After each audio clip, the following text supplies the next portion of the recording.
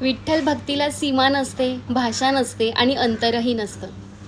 हृदयात जर विठुरायाविषयी प्रेम असेल तर साता समुद्रपार असलेले भक्तही पंढरीच्या वाटेवर निघतात. याचं जिवंत उदाहरण म्हणजे विठ्ठल भक्ती साता समुद्रपार. पहिली ग्लोबल दिंडी. लंडनपासून सुरू झालेला हा भक्तिमय प्रवास. हजारो किलोमीटरचं अंतर, अनेक देश, पण मनात एकच ध्यास, पंढरीच्या विठुरायाचं दर्शन.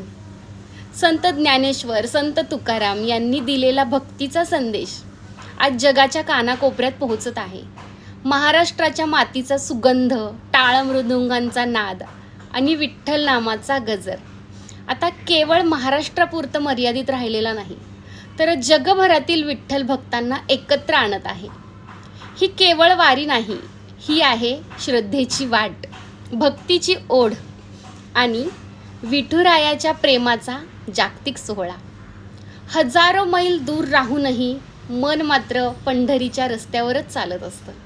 कारण जिथे भक्ती तिथे विठ्ठल आणि जिथे विठ्ठल तिथे पंढरी. मित्रांनो, लंडन ते पंढरपूर असा निघालेला हा प्रवास प्रत्येक मराठी माणसासाठी अभिमानाचा क्षण आहे. चला, आपणही या भक्तिमय सोहळ्याला मनापासून नमस्कार करूयात. जय जय राम कृष्ण हरी.